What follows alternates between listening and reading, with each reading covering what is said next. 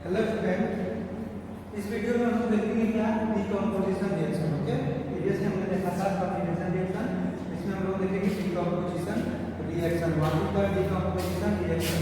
Okay, so let's start. Previously क्या था, ए और बी दो आपका एलिमेंट्स था, कंबाइन होकर क्या बनाता है, अगर कंपाउंड बना रहा था।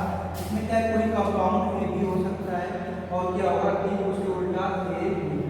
ठीक है, उसमें क्या होता है, इसका रिवर्स था, ये उसका रिवर्स है। इसमें आपका ए बी या फिर कोई और कंपाउंड होगा, एग्जांपल ए बी, और इसको क्या होगा, ब्रेक होने के बाद डीकंपोज होकर क्या आएगा, ए प्लस बी। सिमिलरली स्टूडेंट, ये डीकंपोज कब होगा, जब या तो हीट किया जाएगा या फिर सर्कुलर प्रेशर से किया जाएगा या फिर किसी से कैटलिस्ट इसमें यूज किया जाएगा। ठीक है, ताकि ये रिएक्शन हो।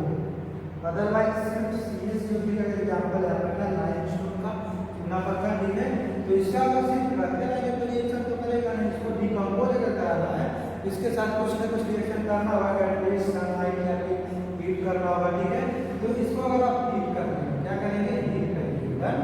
हीट का एक और आपको बताना, अभी हीट का साइन एक डेल्टा से शुरू करते हैं।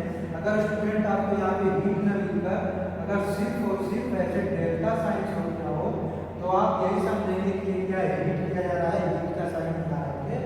सनलाइट मिलने देकर कभी कभी डेल्टा साइन दे देता है, तो आप समझ जाएंगे मेनली किसके लिए होता है, हीट के लिए। तो डेल्टा लिखा हो या फिर हीट लिखा हो, एक ही बात है। ठीक है, तो डेल्टा साइन नहीं दे सकता। अब इसको जब आप हीट करेंगे स्टूडेंट तो इसका आपका calcium oxide means quick line. ठीक है, बेटा तो मैं इसको बोलते हैं क्विक लाइन। और आपका CO2 गैस लॉक होगी, ठीक है, CO2 निकलेगा आपका कैल्शियम ऑक्साइड, आपका ये क्या होगा, ओके। आपका जब डिकम्पोज होगा तो ये CaO प्लस CO2 में कन्वर्ट हो जाएगा। और आपका ये देखिए यहाँ पे आपको प्रीवियस में क्या आता है, एलिमेंट्स आ रहा था।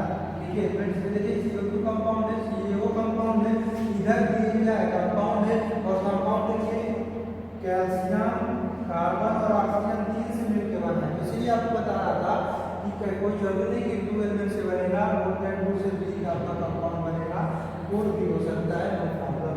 ओके, तो ये आपका क्या है, डीकंपोजिशन। सिमिलरली स्टूडेंट अब एक चेक करिए कि ये बैलेंस है कि नहीं। डन, तो CA1 है, सिंगल है, C सिंगल है, ठीक है, O3 है, तो O1 एंड O3 है, बैलेंस है। सिमिलरली इसमें क्या करेंगे आप, इसमें आप करेंगे स्टूडेंट AgCl को जब आप 2 से तो इसको ब्रेक करेंगे तो Ag plus Cl2, Ag plus Cl2 आपका आ जाएगा। ओके, AgCl2 आ जाएगा, तो सिंपल है आपका ना, तो बैलेंसिंग सिंपल है। 2 से मल्टीप्लाई करिए, 2AgCl 2Cl2 Cl2 है। सिमिलरली स्टेट AgBr आपका जो है Ag प्लस Br2 में कन्वर्ट हो जाएगा, और इसमें भी आपका क्या ऐसे करके बैलेंस कर देंगे। ओके, तो ये आपका क्या था, डीकंपोजिशन रिएक्शन। और इसी में एक और चीज आपका आता है, देखिए कॉम्बिनेशन और डीकंपोजिशन में। ठीक है, एक और आपका ये ऐड करता है exothermic reaction and exothermic and endothermic. Okay,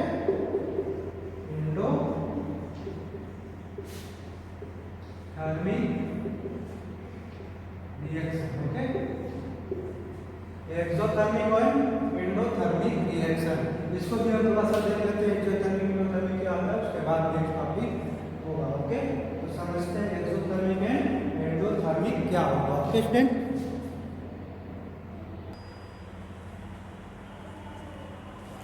so student exothermic and endothermic आपको बता रहा था। तो एक्सोथर्मिक में आपका क्या होता है कि गैस जो आपका हीट होता है ना, थर्मिक देखिए थर्मल, एक नाम क्रिएट आपका थर्मिक जो लिखा है ना, ये थर्मल से लिया गया है। थर्मल मतलब ही होता है हीट। थर्मल पावर प्लांट का नाम सुने होंगे, जहाँ पे क्या किया जाता है, कोयले को ले जाके ना, आप जहाँ से इलेक्ट्रिसिटी बन के आती है, जो आपका घरों में इलेक्ट्रिसिटी आती है वो थर्मल पावर प्लांट से जहाँ से आता है। ठीक है, वहाँ पे क्या किया जाता है कि कोल्स को या फिर किसी और मेथड से उसको क्या किया जाता है, हीट के प्रोसेस से आपको गर्म किया जाता है, वाटर को इवेपोरेट किया जाता है, फिर टरबाइन को उसको प्रेशर से घुमाया जाता है, तब जाके वो क्या करता है, टरबाइन घूमता है तो वो बिजली जनरेट करता है, ठीक है।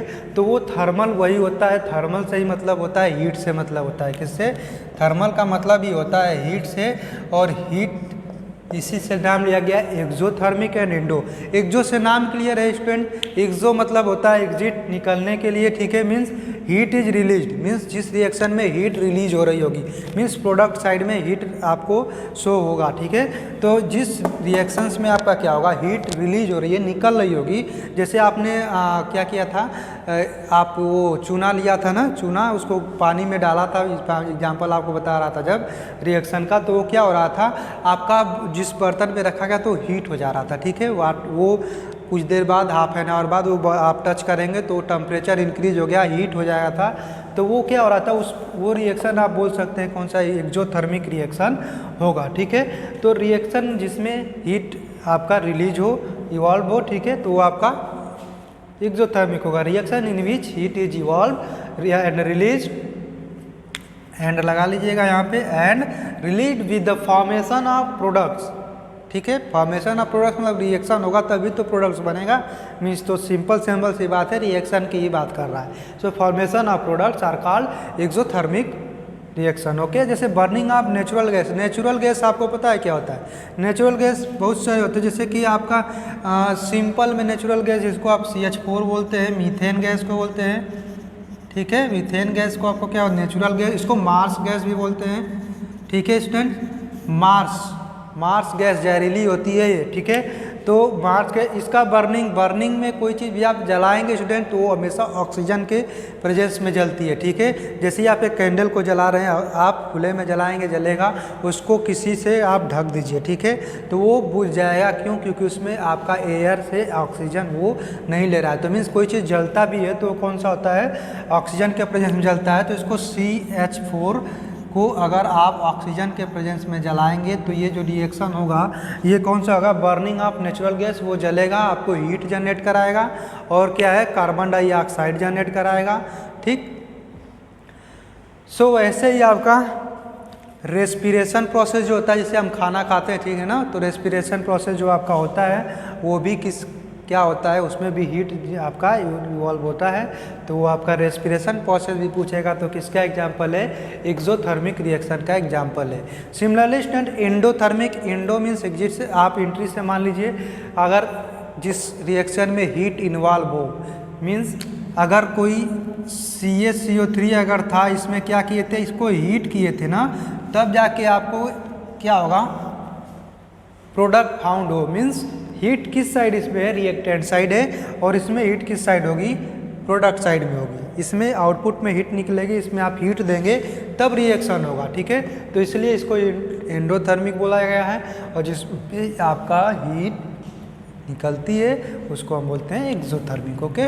तो ये एक्सोथर्मिक एंडोथर्मिक का एग्जांपल आपको आगे आता ही रहेगा, जैसे ही आपको अलग अलग आप इक्वेशन पढ़ते रहेंगे तो उसमें भी आप इसको ध्यान देते रहेंगे, ओके। तो ये आपका था decomposition reaction, combination reaction cover हो गया आपका, ये एक्सोथर्मिक एंड एंडोथर्मिक रिएक्शन हो गया, okay student. So thank you for this class. Next class में हम लोग देखेंगे displacement reaction and double displacement.